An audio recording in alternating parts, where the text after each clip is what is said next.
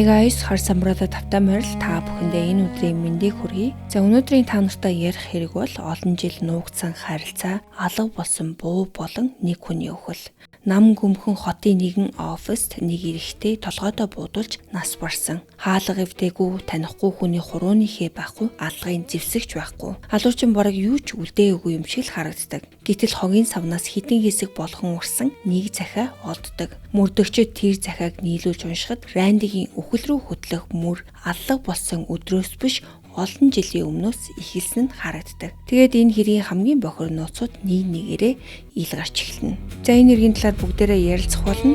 Хэрвээ та нар бэлэн бол өнөөдрийнхөө шүлтийг эхлэе.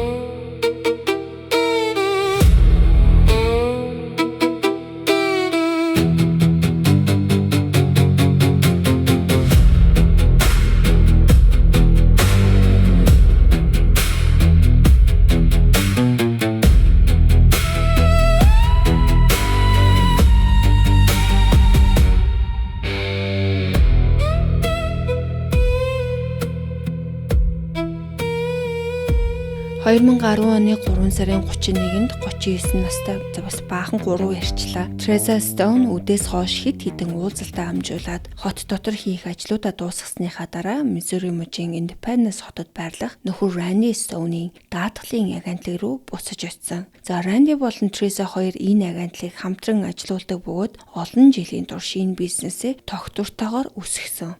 Teresa тэр өглөөг ажлын байран дээрээ өнгөрөөсөн ч үдээс хойш банкнд очиж дэлгүүр хэсэх болон бусад хувийн ажлаа амжуулахаар гарсан байна. Гэхдээ агентлагийн зогсоол руу ормогцол түүнд нэг зүйл ердийн биш санагдсан. Ажлын цаг дуусаагүй байхад офисынх нь бүх үшиг хаалттай, дотор нь бараан харагдаж байсан ч Рандигийн машин бол үргэлж тавьдаг газраа хിവэр юм. Нөхөр нь дотор байгаа нь тодорхой мэт боловч офис нь яг хаацсан юм шиг харагдаж байсан болохоор Teresa машина нөхрийнхөө машины дэргэд тавиад урд хаалгаар орох гэж оролдох үед хаалга цооштой байсан нь бол бүрэл сэжигтэй санагдав. Яагаад тэгэхээр Randy бол хизээч ажлын цагаар тэр хаалгыг цоожилдаггүй байсан. Тэр түлхүүрээ гарган хаалгаа онгойлгож гэрэлгүй нам гүм офис руу ороод эхлээд Randy-гийн өрөөг шалгахад тэр байхгүй байсан ч ширээн дээрх компьютер насаалттай яг л нэг саяхан ажиллаж байсан юм шиг харагдаж байсан. Агуулгын өрөөг шалгасан ч Randy-г олоогүй, дээр нь ямар нэгэн хүчээр нэвтэрсэн, юм эвдэрсэн эсвэл тэмцэл болсон ямар нэгэн шинж ажиглагдаагүй байна. Харин Teresa өөрийнхөө өрөөний хаалгыг нээхэд нөхөр нь шалан дээр цуснд хутгалдсан огт хөдөлгөөнгүй хэвтэж байсан.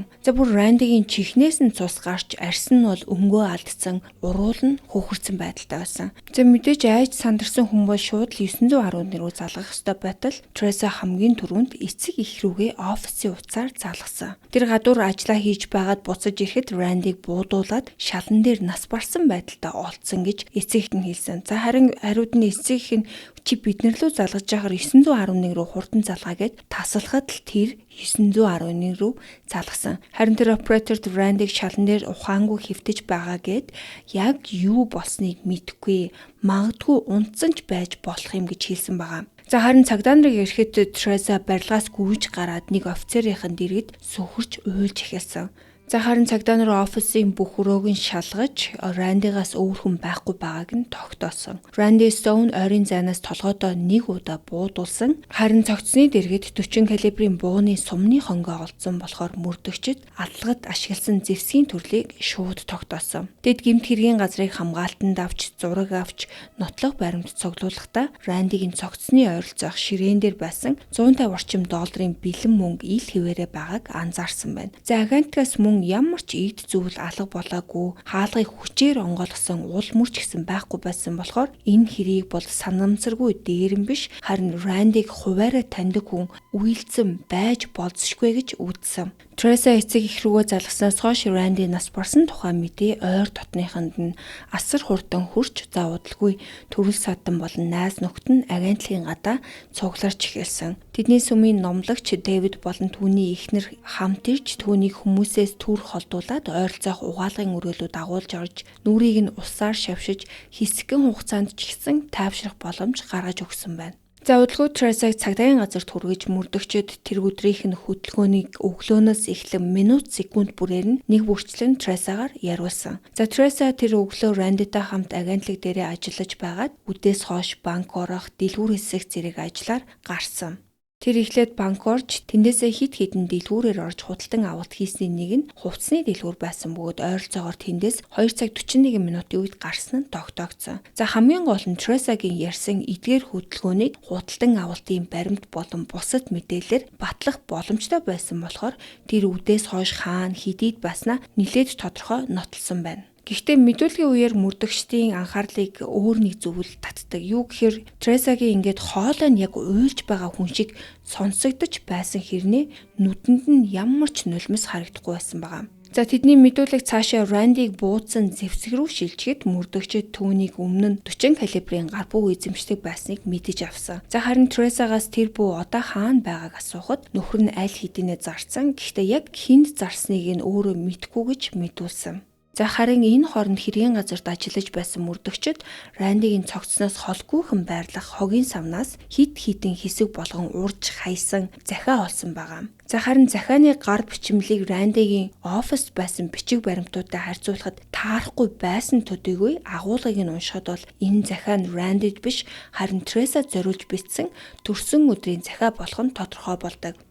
За харин захиаг бичсэн хүн нь Тресаг өөрийнх нь зүрх сэтгэлд хамгийн нандин байр суурийг эзэлдэг хүн гэж дүрслээд түүнтэй өдөр бүр цаг мөч бүр хамт байхыг хүсдэгэ бичсэн байсан. За мөн дээрэс нь 9 жилийн өмнө үнсэлсэн тухайгаа ч гэсэн энэ захианд бичсэн. Цагдаа нар Тресаг мэдүүлгээ дуусгасныхан дараа энэ захианы талаар асуусан ч гэсэн түүнд бол үүнийг шууд хайр дурлалын захиа гэж хэлээгүй тэд зүгээр л түүний офисын хогийн савнаас төрсөн өдрийн мэдчилгээтэй урагдсан захиа олдсон гэж хэлэхэд Треса жоохон сандраад яг ямар захианы тухай ярьж байгааг нь ойлгохгүй байгаа мэтэр хариулсан. За харин тэгтэн мөрдөгчд захиа нь өөрсдөд нь байгаа учраас авчирч үзүүлбэл чи магадгүй санах ч юм билүү гэж хэлээд бацаалтын өрөөнөөс гарчдаг. За харин тэднийг гарахад Треса өрөөндөө ганцаараа үлдсэн яг тэр мөчөд камерын бичлэгт "Өөв shit энийг мартсан байж штэ" гэж хэлэх нь тод бичигдэж үлдсэн. За харин мөрдөгчдийг буцаж орж ирэхэд Треса гинэт нөгөө захиаг сансан гэж хэлээд олон жилийн өмнө өөрийнх нь танихгүй нэг эрэгтэй машины хаалган дээр уг захиаг үлдээсэн гэж тайлбарладаг. Тэр захиа бичсэн хүнийг бол хэн гэдгийг нь хизээч мэдээгүй түүнтэй уулзаж байгаагүй бөгөөд тухайн үед захиаг аваад төрөвчөндөө хийцэн харин тэр чигээрээ мартаад саяхан иргэний үнэмлэхээ хааж байхдаа зээлийн карт хийдэг тэр жижигхэн нүхнээсээ олсон гэж мэдүүлсэн байгаа. За харин энэ тайлбарынхаа явцад бол тэр эхэндээ шургуулганд байсан мэтэр ярьснаа дараа нь төрөвчөнд байсан болгож өөрчилсөн. За харин захиаг уншсан мөрдөгчдөд бол энэ тайлбар нэг л нийцдэггүй. Захиа бичсэн хүн бол Тресаг холоос харж явдаг үл таних шүтэн бишрэгч биш харин түүнийг маш сайн мэддэг бүр өмнө нь дотн харилцаатай байсан хүн гэдэг нь бол агуулгаас нь илэрхий харагддаг. Тэр хүн 9 жилийн өмнө Тресатай үнсэлсэн тодорхой нэг мөчийг хүртэл дуртаж, за түүнийг бүр дэлхийн хамгийн гайхамшигтай эмэгтэй гэж нэрлсэн байсан учраас мөрдөгчд Треса захиаг хэн бичснийг мэдгүй байна гэдэгт нь эргэлзэж, за харин ч тэр хүнтэй олон жилийн турш үргэлжилсэн нууц харилцаатай байсан байж болзошгүй гэж таамаглаж эхэлдэг. Тэр өдрийн өөр бусад зүйлсийг ч гэсэн эргүүлэн харахад Тресагийн ярьсан зүйлсийн дунд нь зөрүү гарч ирдэг. Рандиг олсныхаа дараа эцэг эх рүүгээ залгахдаа тэр нөхрөө буудуулж офисын шалан дээр нас барсан гэж шууд хэлсэн мөртлөө 911-ийн диспатчертэй ярихдаа юу болсныг мэдэхгүй магадгүй унчихсан байж болох юм гэсэн утгатай зүйлийг ярьж өгсөн. Үүнээс гадна эцэг ихтэйгээ ярьж дууснаас хойш яаралтай тусламж руу залгах хүртлээр бүтэн 7 минут өнгөрсөн байсан нь мөрдөгчдийн хувьд бас нэг анхаарах зүйлсийн нэг болж хувирсан. За ингээд байцаал дуусах үед цагдаа нар Тресаг Рандигийн аллагтай ямар нэг байдлаар холбоотой байж болзошгүй гэж аль хэдийнэ сэжиглэж эхэлсэн ч гэсэн сэжиг төрүүлэх зүйл байхаас биш за яг түүнийг шууд баривчлах хэмжээний бодит нотлох баримт бол хараахан байгаагүй. Тиймээс тэр орой Тресаг гэрлүүн явуулсан. За гэтэл Ранди нас барснаас ердөө маргааш нь Трезагийн хийсэн үйлдэлүүд бол цагдаа нарын анхаарлыг татдаг. Тэр тайнын салон буюу бие борлуулдаг салонд очиж Рандигийн урьдчилж түлчгсэн боловч ашиглаж амжаагүй үйлчлэгээний эрхийг өөрлөгөө шилжүүлэх хүсэлтийг гаргаснаас гадна нөхрийнхөө амь даатгалын гэрээнүүдийг ч бараг тэр даруй шалгаж эхэлсэн. Дараагийн хэдэн өдөр Трезагийн гэрээр төрөл садан найз нөхдөд нь тасралтгүй урьж эмгэнэл илэрхийлсэн хоол хүнс цэцэг авчирж байсан. Хожим тэдний зарим нь мөрдөгчдөд Трезагийн тухайн үеийн байдлын талаар ярихдаа гэрт нь шинэ хүн орж ирэх болгонд тэр хэсэг хугацаанд уйлдагч гэсэн удалгүй тайвшраад ердийн зүйл ярьж байгаа юм шиг хэвийн байдалтай ордог байсан гэж дурссан байна. Ранди Треза хоёрын олон жилийн найз бөгөөд даатгалын компанид нь хамт ажилладаг байсан Роберт Давис ч гэсэн Ранди нас барсны маргааш Трезагийн гэрт очсон. Треза түүнийг хараад ихэндээ тэрвэрч уйлсан ч хоёулаа тусдаа өрөөнд ормогц ярианы сэдв маш хурдан өөрчлөгдөж Рандигийн амь даатгалаас яг хэдий хэмжээний мөнгө гарах талаар асууж эхэлсэн байна. За Робертын анзаарснаар бол ширээн дээр Рандигийн бичиг баримтууд дэлгээстэй. Треза тэдгэрийг нэг бүрчлэн үзэж даатгалаас хэдий хэмжээний мөнгө авах боломжтойгоо тооцоолж байгаа юм шиг харагдсан байна. Ранди нас бараад дөнгөж нэг хонож нас барсны гэрчлэгээ нь хүртэл гараагүй байсан учраас Треза энэ асуудалд ингэж хурдан төвлөрсөн нь Робертод хачиргалтай санагдсан. Гэхдээ мөрдөгчд зөвхөн сэжиг төрүүлсэн зан авир дээр төвлөрөлгүй Трезагийн хэлсэн бүх зүйлийг нэг бүрчлэн шалгаж эхэлсэн. Алга болсон өдөр очисон гэж хэлсэн банк уулзалт дэлгүүр бүрийг нэгтэлж үзэхэд түүний өгсөн мэдээлэл батлагдсан бөгөөд хаана хэдийд явж байсан тухайга Треза үнэн ярьсан нь тогтоогдсон. За мөрдөн бацаалт явж байх хооронд Рандигийн оршуулга 4 сарын 6-нд болж сүмд гэр бүл найз нөхөд танилуд гээд олон хүн цугларсан. Мөрдөгчд ч гэсэн ёслолд оролцсон бөгөөд тэдний зорилго зөвхөн хүндэтгэл үзүүлэх биш, Рандиг мэддэг хүмүүсийн дундаас хэрэгтэй мэдээлэл өгөх хүн гарч ирэх хэсэг, мөн хин нэгний зан авир сэжиг төрүүлэх хэсгийг ажиглах явдлаасан. Тэр өдөр Роберт Давис цагдаа нартай ярилцаж Ранди нас барсны маргааш Трезагийн гэрт очиход болсон зүйлсийг анх удаа дэлгэрэнгүй хэлсэн. Түүний хувьд Треза нөхрөө алдсан явдалтай төвлөрөхөөс илүүтэйгээр амь даатгалаас хэдий хэмжээний мөнгө авах вэ гэдэг асуудлыг нэн түрүүнд сонирхож байгаа юм шиг санагдсан. За энэ нь бол мөрдөгчдийн аль хэдийн анзаарч эхэлсэн зүйлстэй давхцаж байсан. Оршуулгын ёслыг Ранди болон Треза хоёрын олон жилийн турш явж ирсэн сүмийн пастор Дэвид удирдах Рандид зориулсан салгах ёсны үгийг хэлсэн. Дэвид түүнийг олон жилийн турш таньдаг, гэр бүлийнх нь дотны хүн байсан бөгөөд Рандигийн гинтийн үхэл нь хайртай хүнээ алдсан уй гашуугаас гадна ард үлдсэн хүмүүсийн сэтгэлд хариултгүй асуултуудыг үлдээж байна гэж ярьсан байна. Гэхдээ мөрдөгчд Рандигийн амьдрал гэр бүлтэй ойр байсан хүмүүсийн хүрээг улам гүнзгий шалгах тусам энэ сүмтэй холбоотой өөр нэг мэдээлэл дахин сонсогдож эхэлдэг. Цагдаад мэдүүлэг өгсөн хүмүүсийн олонх нь энэ сүмийн гишүүд байсан бөгөөд тэдний зармын хэлснээр бол сүмийн хүрээнд Треза болон номлогч Дэвид хоёрын хооронд энгийн нөхөрлөөс давсан. За бараг нууц амрын харилцаа байдаг гэх яриа бол олон жилийн турш гарч байсан юм байна.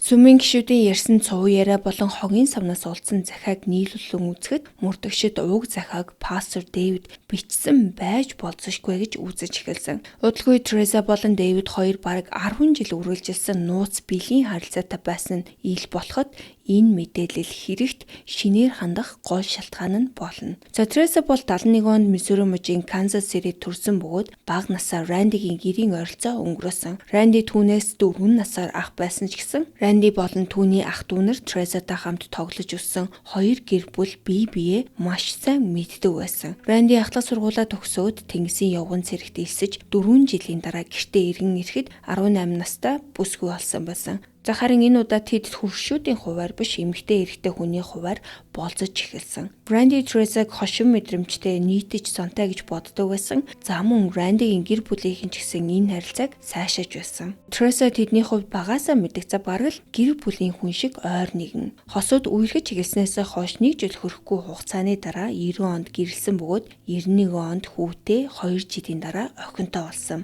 Ранди Independence хотод Farmers Insurance-ийн даатгалын агентлагийг нээсэн. Хүүхдүүд нь бага байх үед Треза боломж гарвал агентлагт тусалдаг байсан бол сургуульд орсны дараа Рандитай хамт бүтэн цагаар тэндээ ажиллах болсон. Треза үйлчлүүлэгчтэй харилцахдаа сайн, Ранди бизнесийн талдаа туршлагатай байсан болохоор агентлаг нь амжилттай ажиллаж гэр бүлийнх нь амьдрал доктортой болж эхэлсэн. Гэр бүлийнхэн нь Ранди болон Треса хоёрыг бол бие биедээ халамжтай дотн хос байсан гэж дуурсдаг. Ранди үе ажил хэргийн шугамар ийш тийшээ явдаг ч гэсэн Тресатай байн гуцаар ирж заримдаа түүнд зориулж шүлэг болон захиа бичдэг байж.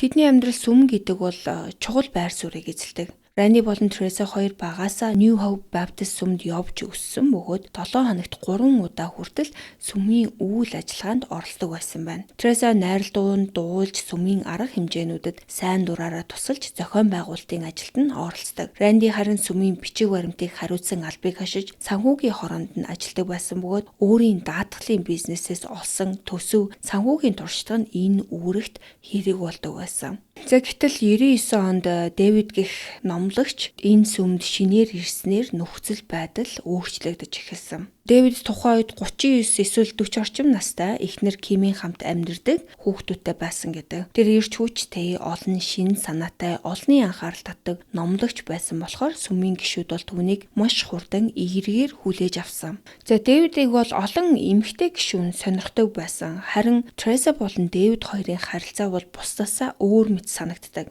Треса түүнийг тэрвэрч мөрөн дээр нь толгоогоо тавьж суухыг хүмүүс харсан бөгөөд номлогчийн эхнэр Ким ч гэсэн тэдний энэ дотн байдлыг нь анзаарсан. Эхэндээ энэ бүхнийг пастор болон сүмийн гишүүний ойр дотн итгэл дээр суурилсан харилцаа гэж үзэх хүн байсан ч Треса Дэвидийн өрөөнд ганцаараа байнга ордог болж тэд үүнийгээ сэтгэл зүйн болон шашны зөвлөгөө өгч байгаа уулзалтууд гэж тайлбарладаг байсан байна. Дэвид бол бусад гишүүнтэй ч гэсэн ийм уулзалтуудыг хийдэг. Ранди хүртэл түүн дээр 7 хоногт 1 удаа зөвлөгөө авахар ордог байсан. Гэхдээ Дэвид сүмд ирснээс хойш ойролцоогоор 1 жилийн дараа Тресатай нууц харилцаагаа эхлүүлсэн. Олдсон захиануудад Дэвид Тресаг төрсөн өдрөөр нь өрөөндөө дуудаж тэд анх үнсэлцэж байсан тухай бичсэн. За энэ нь бол тухайн үеэс тэдний харилцаа эхэлснийг илтгэдэг. Үүний дараа Треса Дэвидийн өрөөнд зөвлөгөө авах нэрээр улам олон удаа ордог болж зарим хүний мэдүүлснээр бол өдөрт хит хитэн удаа хүртэл уулздаг байсан. За ингээд бараг 10 жилийн турш Треса болон номлогч Дэвид хоёр гаднаа гэр бүлийн амьдралаа хэвийн үргэлжлүүлж эхнэр нөхөр болон хүүхдүүдтэйгээ цаг өнгөрөөдөг хүмүүс юм шиг харагдаж байсан ч тэд хоорондоо нууцаар уулзаж бэлгийн харилцаанд ордог байсан. За эндээс миний нэг ойлгохгүй нэг юм гарч ирнэ. Дэвид Треса руу өөрийнхөө нүцгэн зургуудыг имэйлээр илгээдэг байсан. За үүнийг энэ харин мөрдөгчд түүнийг компьютероос олсон байгаа юм.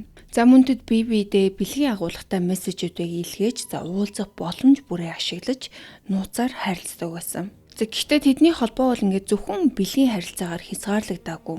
Дэвид болон Треса хоёр нууц дугаартай тусдаа утаснууд авч эхнэр нөхөртөө мэддэхгүйгээр байнга хоорондоо уцаар ярьдаг болж хамт амьдрах ирээдүгөө хүртэл төлөвлөж эхэлсэн. Дэвид түүнээс ямар хурим хийхийг хүсдэг, цэцэгтэй байх уу, байвал ямар цэцэг сонгох уу гэж хүртэл асуудаг байсан. За Треса энэ New Hope Baptist сүмд бол багаасаа явсан сүмийн үйл ажиллагаанд идэвхтэй оролцдог хүн байсан болохоор номлогчийн эхнэр болох нь бол түүний хувьд онцгой байр суурь эзлэх боломж байсан.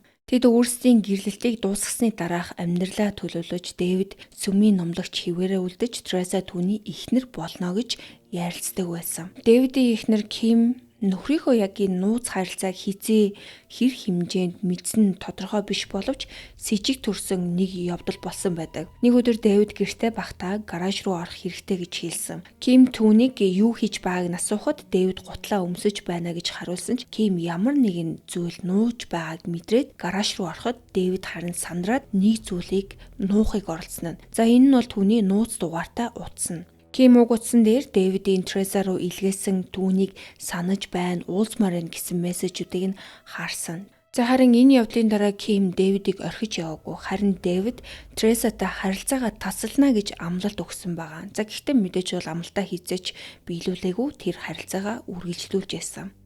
За Ранди харин олон жилийн турш эхнэрийнхээ нууц амьдралыг мдээгүй юм шиг харагддаг байсан ч гэсэн 2004 онд болсон нэг явдал асуулт дагуулдаг. Треса жирэмсэн болсон бөгөөд хүүхдийнх нь эцэг нь Дэвид байсан. Гэхдээ Треса үүнийг Рандитай хамт олсон хүүхэд мэтээр үргэлжлүүлсэн байгаа юм.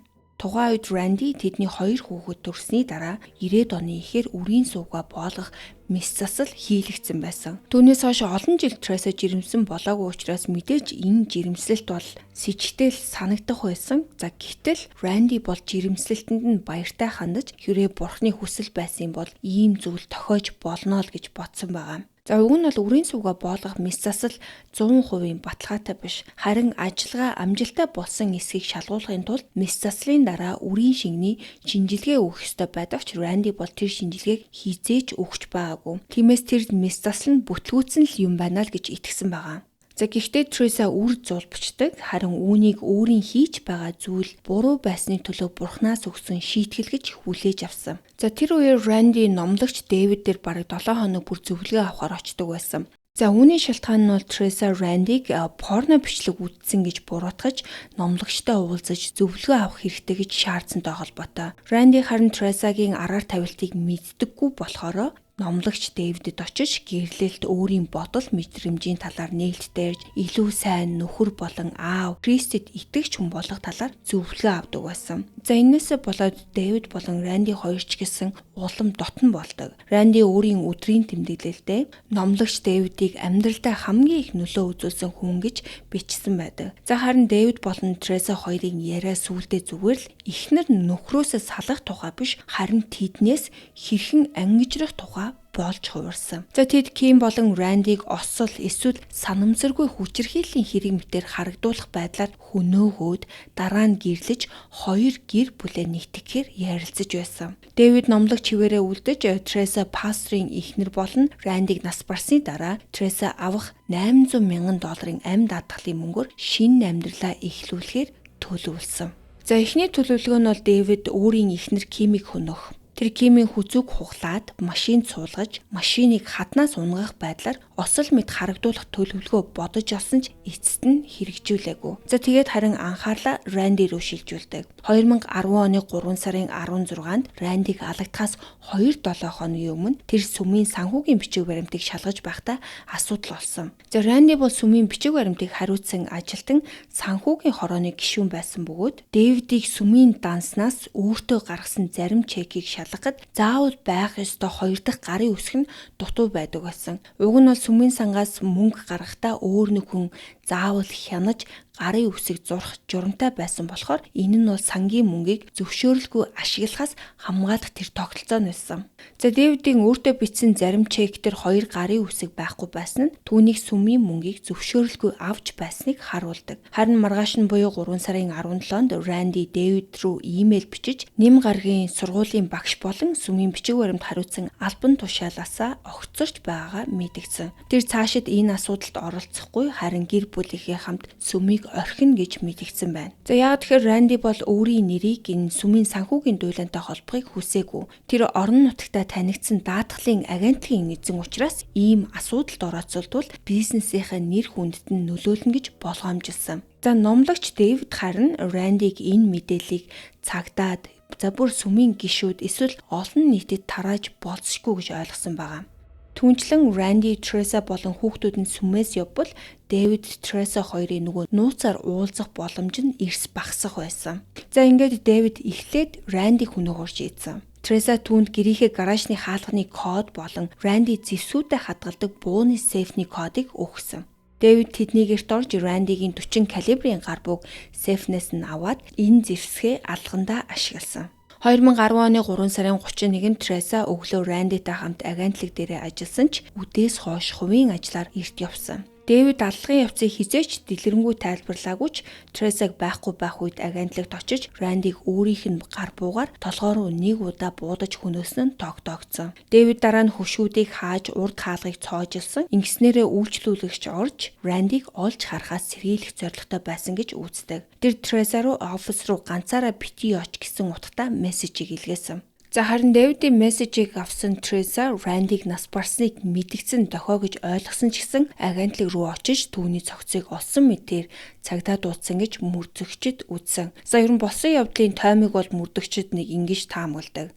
За харин оршуулгын дараа сүмийн гишүүдээс олон мэдүүлэг авч Треса болон Дэвид хоёрын нууц харилцааны тухай цуу яриа болон Ранди Дэвид хоёрын муудалцсан шалтгааныг тогтоосны дараа мөрдөгчд Тресаг дахин байцаагаар шийдсэн. Тэдний харилцааг сүмийнхэн дунд бараг л нууц биш байсан харин хамгийн муу хадгалсан нууц гэж хүртэл нэрлэдэг байсан байна. 4 сарын 20-нд Тресаг дахин цагдаагийн газарт авчирч энэ удаа мөрдөгчд түүний өгсөн түүх хоорондоо зөрж байгааг Рандигийн үхэл санамсаргүй бодлого биш, харин урьдчилан төлөвлөсөн хэрэг бөгөөд үүнд нэгээс олон хүн оролцсон гэж үзэж байгаагаа түүнд шууд хэлсэн. За эцэст нь Треса харин Дэвидтэй олон жил үргэлжилсэн дотн харилцаатай байснаа хүлээн зөвшөөрсөн.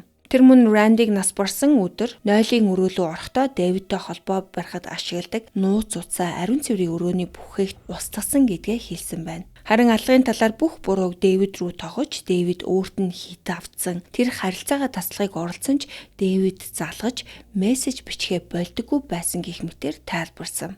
Треса өөрийн нөхөр Рандитайгаа 1 сарын өмнөөс амьдралаа шинээр эхлэхийг хүссэн гэдгээ хэлсэн бөгөөд Дэвид Рандиг хөнөөснийхөө маргааш гэрт нь очиж түүнийг алсан гэдгээ хэлсэн гэж мэдүүлсэн. Дараа нь мөрдөгчд алгын зэвсгийн асуудал руу орж эхэлсэн. Треса анхны байцаалтаараа Ранди 40 калибрын гар бууга аль хэдийнэ зарсан гэж хэлсэн ч Рандигийн хатан мав түүнийг аллагаас хэдхэн 7 хоногийн өмнө өөрийн газар дээр бай буудаж байхдаа тэр бууг авч ирсэн гэж мэдүүлсэн. Шинжээчид тэр газарт металл илрүүлэгчээр хайж 40 калибрын 5 сумны хонгой олсон. Тэдгээрийг гэмт хэргийн газараас олдсон хонгойтой харьцуулахад нэг буунаас буудсан болох нь тогтоогдсон. Ингэснээр Ранди өөрийнхөө буугаар буудуулсан нь батлагдсан гэсэн үг.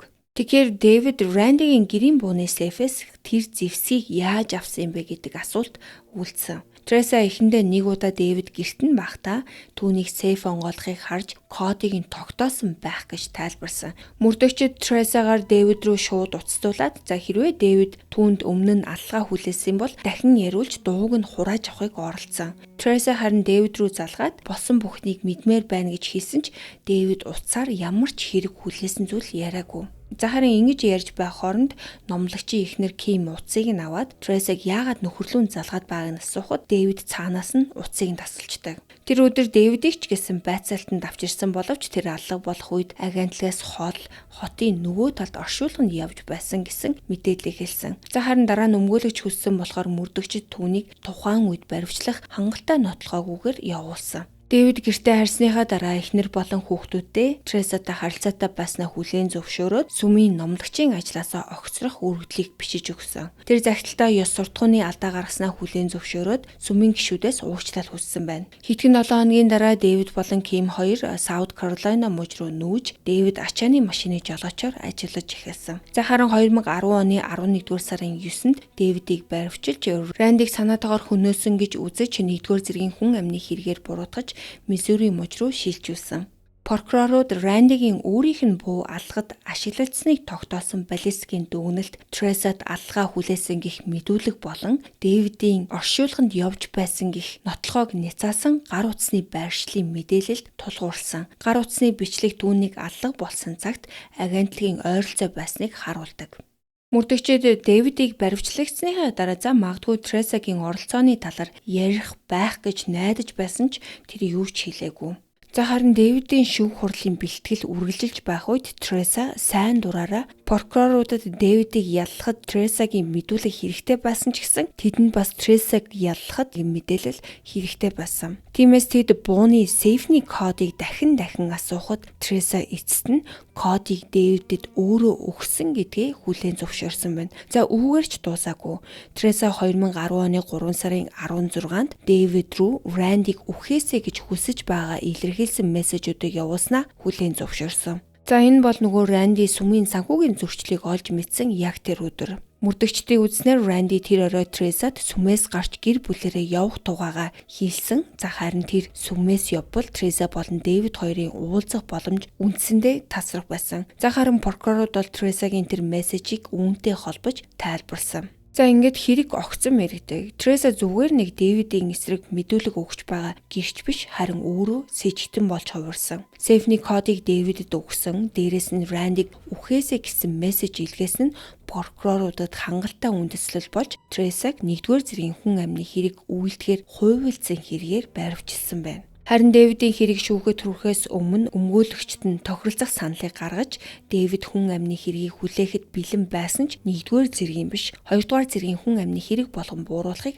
хүссэн. За харин прокурорууд үүнийг нь зөвшөөрөөд Дэвид бурууга хүлээж 25 жилийн дараа тэнсэн судлагдах боломжтой бүх насаараа хорих ялыг авсан. Гэхдээ Дэвид бол хизээч нэг зүйлийг эцсээ хүртэл хийгээгүй. Тэр Тресагийн эсрэг мэдүүлэг өгөөгүй.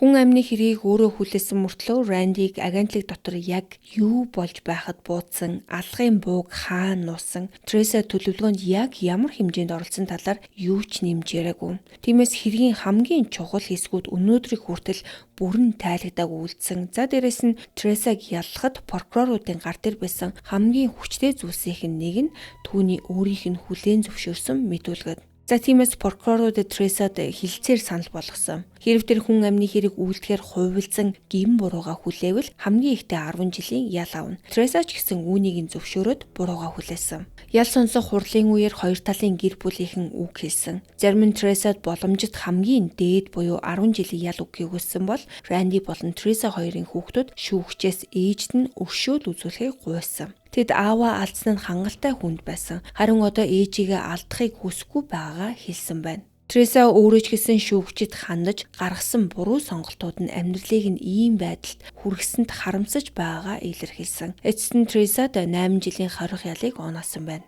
За харин Рандиг нас барсны дараа амьд атгалын мөнгийг авах асуудал сөхөгдөхөд бас нэг сонирхолтой зүйл илэрсэн. Юу гэхээр Ранди амьд атгалынхаа ашиг хүртэгчийг Тресагаас 2 хүүхэд рүүгээ нууцаар шилжүүлсэн байсан. За харин хизээ гэхээр яг Треса жирэмсэн болсон тухайга хэлсний дараах нь. Тэгэхээр энэ нь бол Рандиг эхнэрийгээ ямар нэг өөр хүнтэй явуулдаж байсныг таамаглаж байсан гэсэн санааг ил болгосон ч гэсэн нотолдоггүй. За өнөөдрийн байдлаар Дэвид Миссури мужийн Чарлстон хотын шоронд ялаа эдэлж байгаа бөгөөд 2036 за бараг л 70 гаруй настайдаа тэнцэн сулагдах хүсэлт гаргах боломжтой болно. За харин Треса 8 жилийн ялаа эдлээд аль хэдийнэ суллагдсан. Гэхдээ юу гэж 2022 оны мэдээлэлээр тэр Миссури мужийн Канзас Ситид шинэ хамтрагчтайгаа амьдарч байгаа гэсэн мэдээлэл байсан. За өнөөдрийн минь та нартай бэлдсэн дугаар энд хүрээд өндөрлөж байна. Миний хувьд хамгийн муухай санагдсан юм гэвэл Рандигийн амь насыг авч явсан нь мэдээж харамсалтай. За бас тэгээ зогсохгүй амьд байхад нь ч гэсэн өөрсдөө гэр бүлээс гадуур явж за бүр жирэмсэн хүртэл болчингуудаа нөхрөө порно үзлээ. Эн чин нүгэл гэж хэлээд сүм рүү явуулдаг. Тэгээ бүр алсан хүнийхээ сүүлчийн замд үдэх ёслол дээр нь үг хэлдэг. Зарим хүмүүс яаж ийм амар нарциссист болдог юм бол гэж бодхоос ч бүр аимшигтай. Ер нь тэгээд гэр бүлээс гадуур харилцаанд орчоод эцэст нь тэгээд үнэхээр сайхан амьдэрсэн хүн байдсан болов яа гэм бол би лав тийм сайхан амьдэрсэн гэсэн жишээ бол мэдэхгүй байна. За тийм өнөөдөр та нартай салалт гэдэг зүйлний эс үсгийг ч мэдтгүү нэг хоёр аимшигын амьтны талаар ярьж өглөө. Ингээд өнөөдрийнхөө дугаарыг эхнээс нь дуустал нь сонссон та нартай баярлалаа. Дараагийнхаа дугаараар уулзлаа. Баяртай.